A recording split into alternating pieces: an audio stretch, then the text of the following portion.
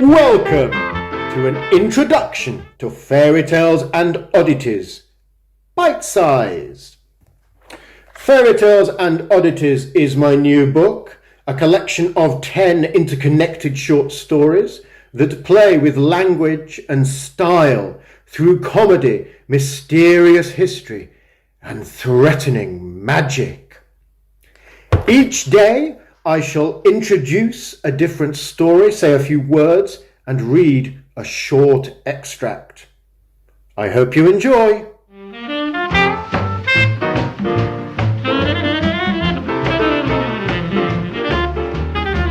So today we turn to Bluebeard, my retelling or reimagining of Duke Bluebeard's castle, one of the few existing fairy stories in Fairytales and Oddities. Bluebeard has traditionally been portrayed as a serial murderer, but of course I go about things in my own inimitable fashion. After the wedding ceremony, a modest affair with a standing buffet rather than a formal meal and no guests on the groom's side, Bluebeard took his bride back to the house.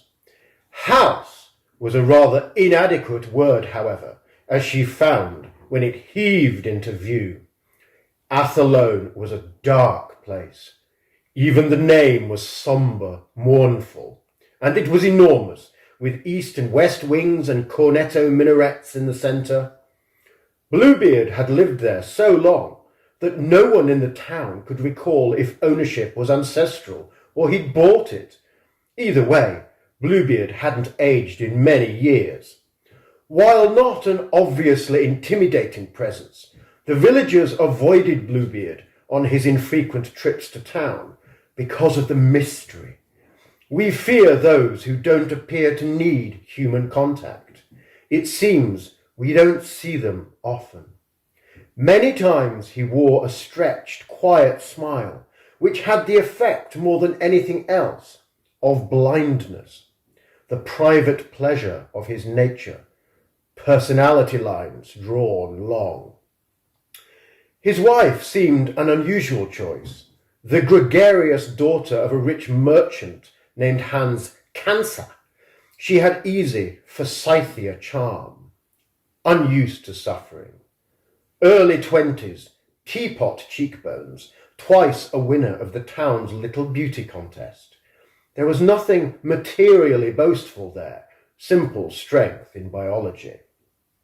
Her father was the wealthiest man in town, other than Bluebeard himself, and strictly speaking, Athlone was 3 miles outside town.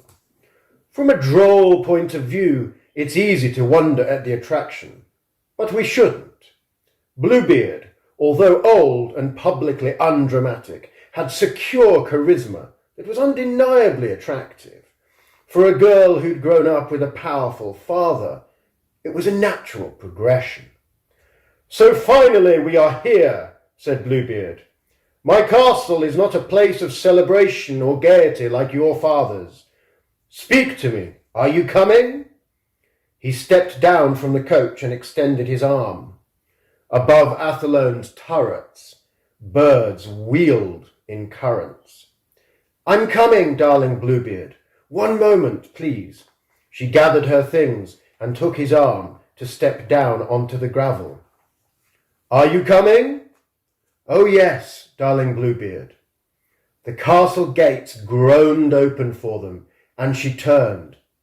"I have left my family for you, darling Bluebeard. Please never reject me. I love you wholeheartedly, darling Bluebeard, even as we cross your icy threshold." And they embraced, before down 3 steps and on through the inner doors.